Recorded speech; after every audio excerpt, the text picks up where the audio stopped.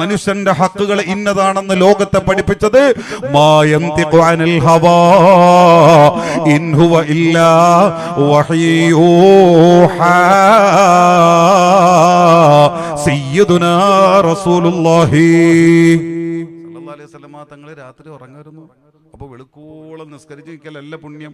ആ ഉറക്കം അതാണ് ഇസ്ലാമിന്റെ ഭാര്യ ഭർത്തൃ ബന്ധത്തിന്റെ വലിപ്പം. എന്റെ പ്രിയപ്പെട്ടവരെ, ആ ഉറക്കം ഒന്ന് ഉറങ്ങി ശരീരത്തിന്റെ ഹക്ക് തീർത്തു, ഭാര്യയുടെ ഹക്ക് തീർത്തു, പിന്നെ എഴുന്നേറ്റു, പിന്നെ നിസ്കാരത്തിലായി. വെളുക്കോളം നിസ്കാരത്തിൽ പലപ്പോഴും ദൈർഘ്യമുള്ള സുജൂദുകളെല്ലാം മുത്ത് നേതാവ് കിടന്നിട്ട് അവിടത്തേക്ക് ഏറ്റവും ഇഷ്ടമുള്ള സുജൂദിൽ കിടന്നിട്ട് അവിടത്തെ റൂഹ് പിരിഞ്ഞു പോയോ എന്ന് പോലും ഞാൻ ശങ്കിച്ചു പോയ സമയങ്ങളുണ്ട്.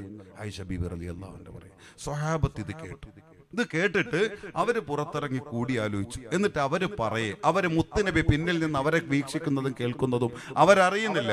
അവര് പുറത്തിറങ്ങിയിട്ട് ഇങ്ങനെ ചർച്ച ചെയ്യും, നമ്മൾ വിചാരിച്ച കണക്കല്ലല്ലോ, നമ്മളെ പടച്ചത് റബ്ബിനെ ആരാധിക്കാനല്ലേ, അല്ലെ? നമ്മളെ ചിന്തിക്കുക അത് തന്നെ. ആ ആരാധനയിൽ പെട്ട വകുപ്പാണ് ഇതൊക്കെ, ഭാര്യ ഭർത്തൃ ബന്ധവും കടമയും കടപ്പാടും ഒക്കെ.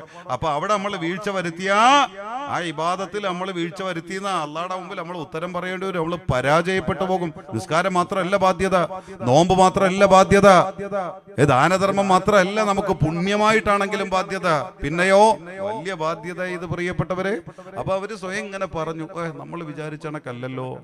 നബി രാത്രി ഭക്ഷണവും കഴിച്ച് ഇശായി നിസ്കരിച്ച് പിന്നെ വെളുക്കോളം ഉറങ്ങാതെ ഇബാദത്ത് എടുക്കൂന്നൊക്കെയാണല്ലോ നമ്മൾ കരുതിയത്. അപ്പൊ അങ്ങനെയല്ല.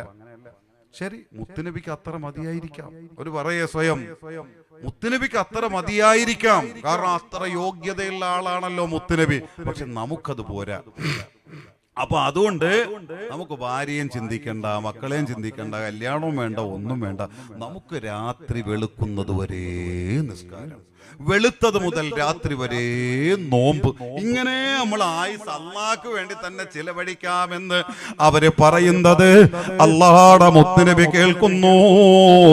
ഇമാം ബുഖാരി തങ്ങൾ ഉദ്ധരിക്കുന്ന ഹദീസ്, പ്രിയപ്പെട്ടവരെ, അള്ളാഹുടെ മുത്തുനബി അവരെ മുമ്പിലെത്തുന്നു.